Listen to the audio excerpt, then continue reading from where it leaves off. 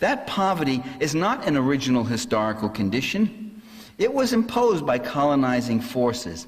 Walter Rodney, who was assassinated, Walter Rodney wrote an interesting book called How Europe Underdeveloped Africa.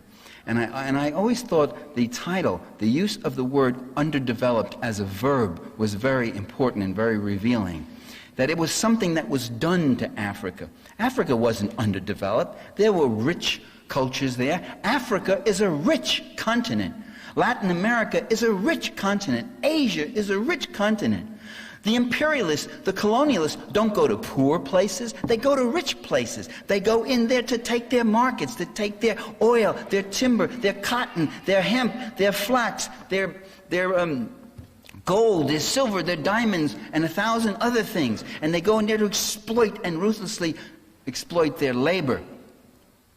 That's why you go, Africa is rich, only its people are poor. And there's still problems in Africa today. There's still outrageous things going on in Africa.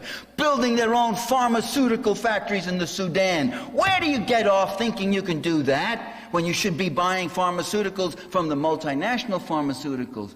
Owning your own land. A lot of the land in Africa is still in the village economy. Collectively run, often, by the way, run and worked by women. In collectives. They got no business running that land. That's our land. That's our land. That belongs to us. The agribusiness multinationals will get that land. That's what Clinton was doing in Africa last year. He was letting them know there's going to be a GATT for Africa. A GATT, when I was a kid in the old gangster movies, a GATT was a gun you held to somebody's head. Indeed.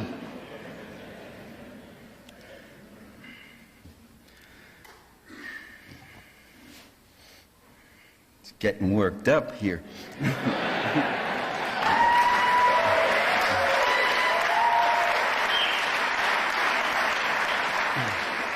So the goal is to deracinate the population. That is, get them off the land, de-skill them, and then force them to work at subsistence wages. Take the case of India. India was a rich, advanced, developed country. Until the British went in 1800.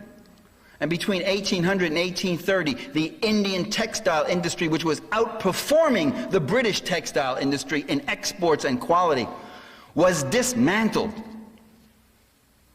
And between 1840 and the whole balance of trade was shifted. The great textile centers of Dhaka and Madras were de-industrialized, and the people were sent back out on the land to grow cotton for the factories in Manchester and London.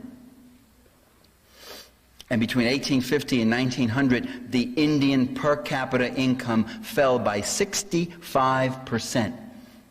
So that poverty in the third world, that so-called underdevelopment, these so-called developing nations that are now beginning, like little children, learning how to walk, and we will help them along. These countries are not underdeveloped. They were overexploited. They're maldeveloped.